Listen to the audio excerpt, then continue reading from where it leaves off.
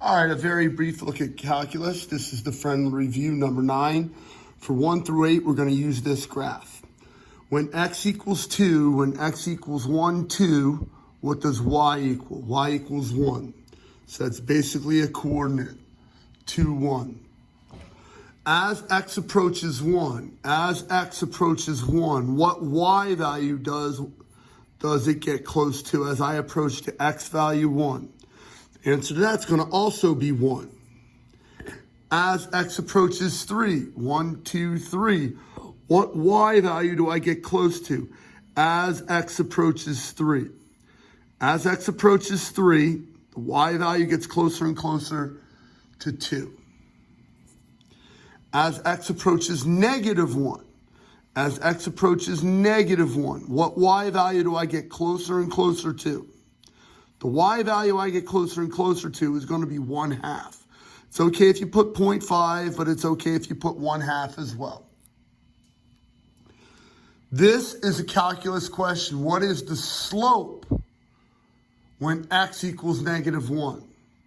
So when x equals negative 1, it doesn't want to know the y value. It wants to know the slope of this line. The slope of this line is up 1, 2, 3 over 2 until I hit the next lattice point. So the slope of this line is up 3 over 2. What's the slope when x equals 1?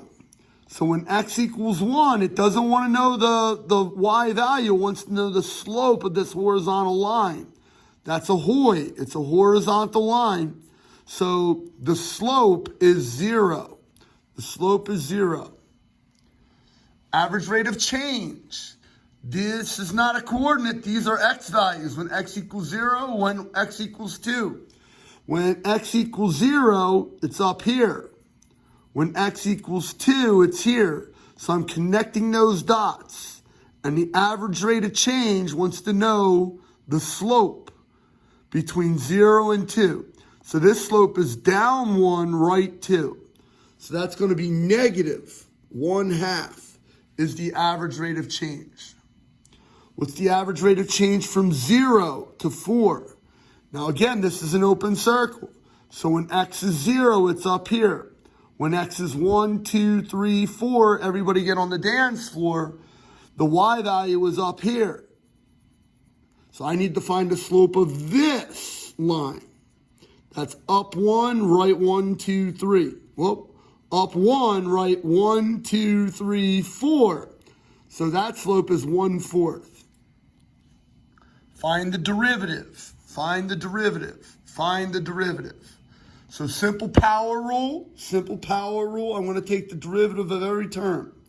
So y prime equals 3 times 5, that's 15x, and then I subtract 1. So it's going to be 15x squared. 2 times 7, power rule, 2 times 7. That's going to be plus 14x. I subtract 1. To the first power, I don't need to put the 1 there. The derivative of 9x is just 9. The derivative of 237 is 0. So that's my answer. 15x squared plus 14x plus 9. This is the chain rule. So I have to take the derivative of the outside. 2 times 5. So y prime is going to equal 10.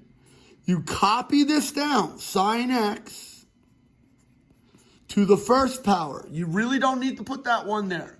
Now you have to come back and take the derivative of sine, which is cosine.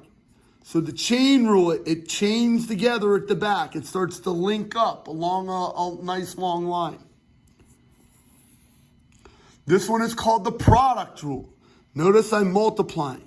So to find the derivative when I'm using the product rule, I want to crack it down the middle like an egg.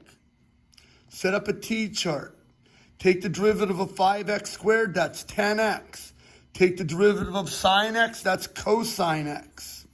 And then it's just going to be 5x squared times cosine x.